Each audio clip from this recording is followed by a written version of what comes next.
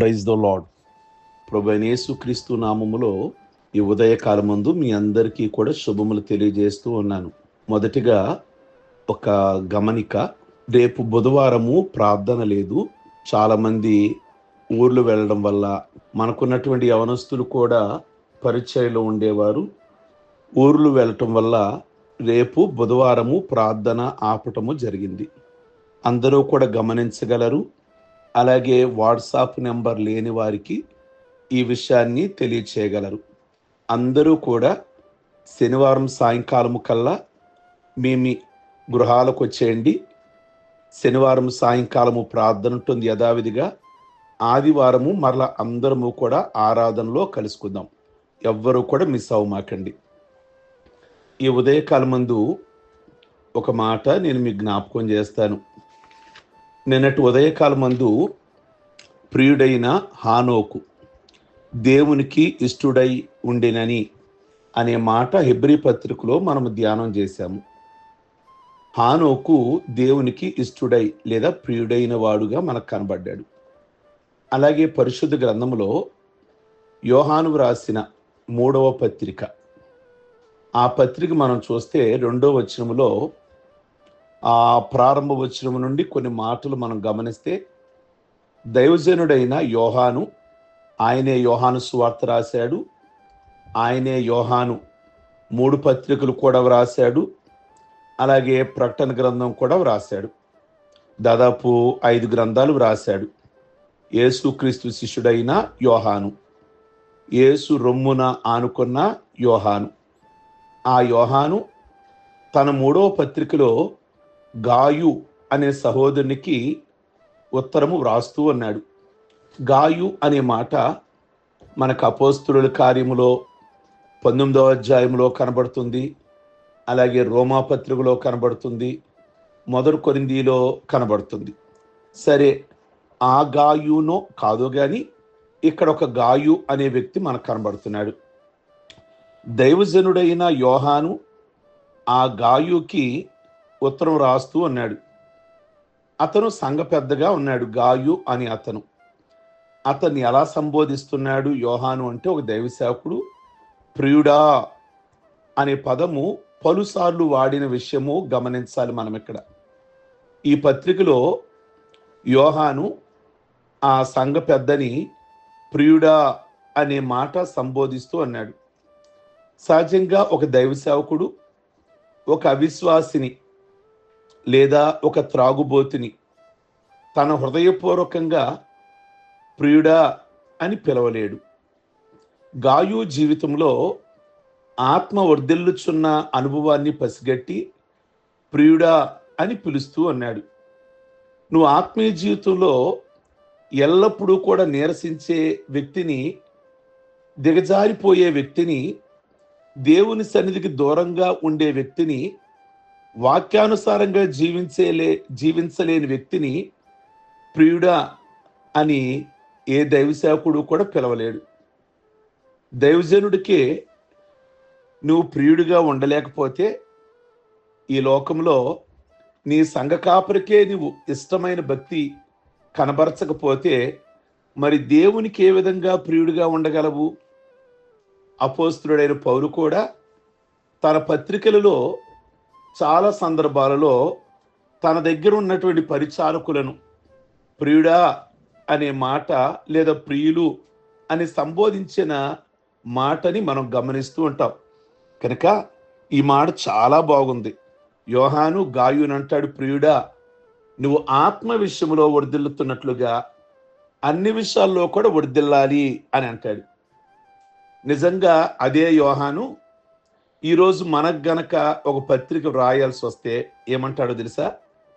మీరు అన్ని విషయాలలో వర్ధిల్లుచున్న ప్రకారం కాస్త ఆత్మీయతలో కూడా వర్ధిల్లండి అనే మాట వ్రాస్తూ అంటాడు.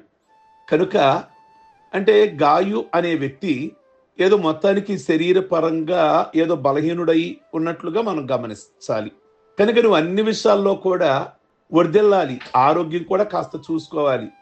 అంటే గాయు అనే వ్యక్తి సంఘములో ఉన్న పరిచర్య, అనేకమైన ఆత్మల పట్ల భారము, బాధ్యత, సంఘాన్ని బలపరచాలి, అన్న విధంగా అదే ఆలోచిస్తున్నాడు తప్ప తన ఆరోగ్యం కోసం కానీ తన కోసం కానీ ఎక్కడా కూడా తను ఆలోచించట్లేదు.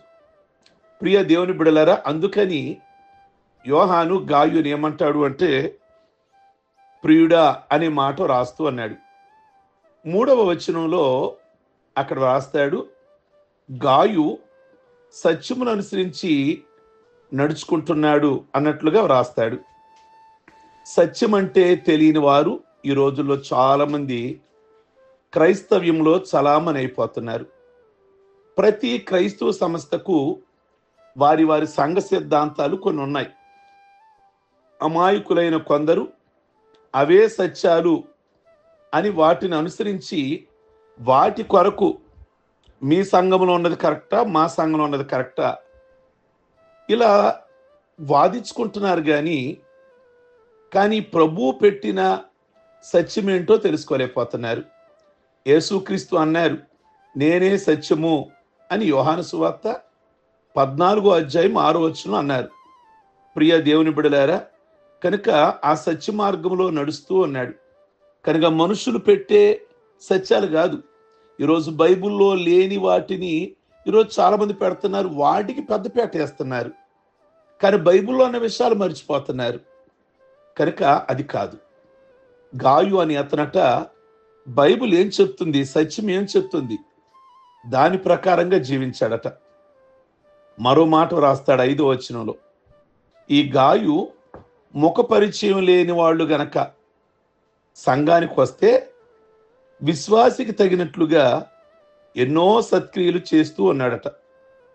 మనం ఏ సత్క్రియ చేసినా విశ్వాసికి తగినట్లుగా చేయాలి, విశ్వాసికి తగినట్లుగా చేయాలి.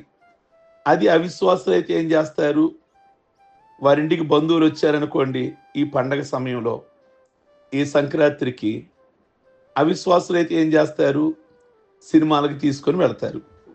ఏం చేస్తారు, వాళ్ళు కోళ్ల పందానికి తీసుకొని వెళ్తారు, లేదా ఎడ్ల పందానికి తీసుకొని వెళ్తారు.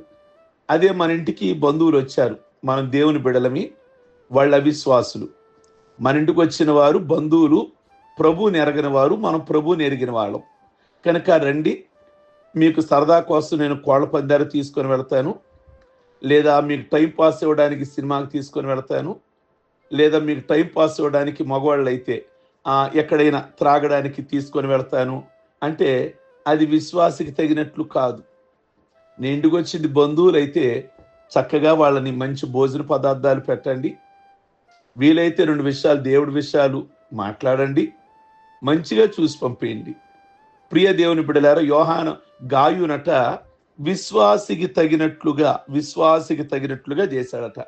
అంటే ఎవరైనా రాగానే సంఘంలోకి వారిని ప్రేమించడం, దైవ సేవకుడి దగ్గర తీసుకొని వెళ్ళడం, సేవకుడికి పరిచయం చేయడం, వాళ్ళ కష్టాలన్నీ తెలుసుకోవడం, ఇది గాయు చేశాడు. అందుకే టోటల్గా సంఘ కాపరి గాయుని ఏమన్నాడు అంటే ప్రియుడా ప్రియుడా అని సంబోధిస్తూ, నీ ఆత్మీయత బాగుంది, కాస్త నీ వ్యక్తిగత విషయాల కోసం కూడా కాస్త ఆలోచించాలి, నువ్వు సత్యమును అనుసరించి సంఘంలో నడుస్తున్నావని నేను గమనిస్తున్నా. ఈ ఉదయకాలం మందు గాయులాగా జీవిద్దామా? గాయులాగా మొదట కాపరికి మనం ప్రియులుగా ఉంటే ప్రభు కూడా మనం ప్రియులుగా ఉండగలుగుతాం. ప్రార్థించుకుందాం. సర్వశక్తి కలిగిన తండ్రి, మీ పరిశుద్ధ నామమును బట్టి మీకు వేలాది వందనాలు. ఈరోజు గాయులాగా మేము కూడా మీకు ప్రియమైన వారుగా, హానోకు ప్రియమైన వాడు, గాయు ఒక సంఘ కాపరికి ప్రియమైన వాడు, మీకు ప్రియమైన వాడు, మేము కూడా ప్రియమైన వారిగా విశ్వాసికి తగినట్లుగా మేము మా బంధువుల విషయంలో చేయడానికి కృప చూపించమని ప్రార్థిస్తున్నాం. ఈరోజు పెళ్లి రోజులు, పుట్టినరోజులు, రక్షణ పొందిన రోజులు చేసుకుంటున్న బిడ్డలందరినీ కూడా మీరు జ్ఞాపకం చేసుకోండి, మంచి ఆయుష్ ఇవ్వండి, మంచి ఆరోగ్యం ఇవ్వండి, ప్రత్యేకమైన దీవెన ఆశీర్వాదాలతో నింపి మీ నామమునకు మహిమ తెచ్చుకోండి. ఈ దినపు ప్రయాణాలలో ఉన్న బిడ్డలకు భద్రతను, క్షేమమును దయచేసి గమ్యస్థానాలు చేరు వరకు తోడుగా ఉండమని యేసు నామములో అడుగుచున్నాం తండ్రి, ఆమేన్. God bless you. ఈ ఉదయకాలం ముందు మీ అందరికీ కూడా